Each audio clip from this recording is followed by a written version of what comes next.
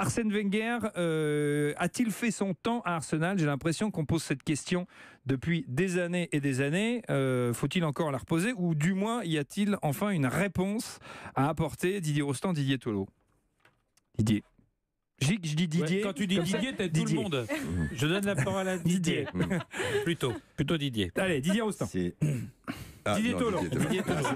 C'est difficile. C'est difficile de se positionner parce que il a fait énormément de temps. Alors est-ce que le temps fait qu'à un moment donné, il y a une usure forcément au niveau du club, au niveau de tout ça?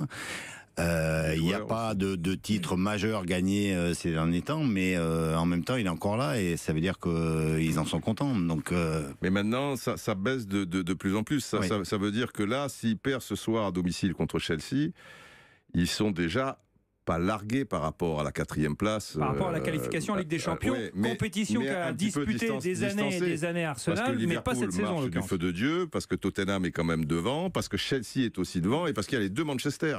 Donc ça en fait 5, tu vois.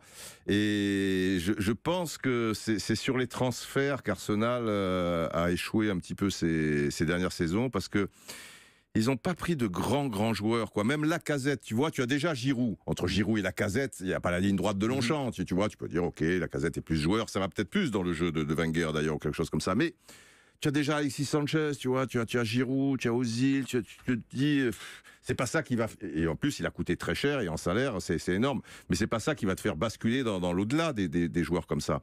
Et au niveau des transferts, c'est vrai qu'il a été frileux pendant un certain temps, mais il y avait de la marge parce qu'il avait réussi des super coups avec les franchises, tout ça et tout, et qui les a fait progresser. C'est un super entraîneur.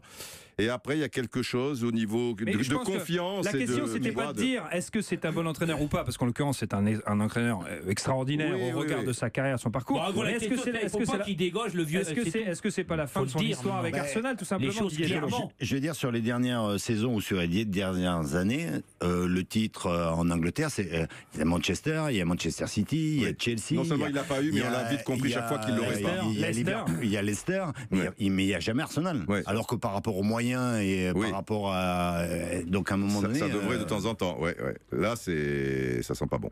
Oui, mais enfin, j'ai l'impression qu'il plaît bien à l'actionnaire parce qu'il gère bien le club au niveau financier. Bien sûr. Ça plaît. Oui, mais comme je te disais, avec les qualifications Ligue des Champions. Est-ce qu'il a sauvé? Notamment. Oui, parce qu'il a eu le record des qualifications en Ligue des Champions successives, consécutivement.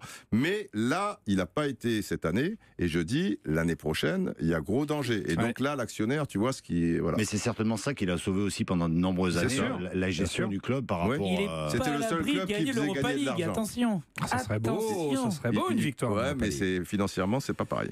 Didier Tolo, Michael, c'est à vous.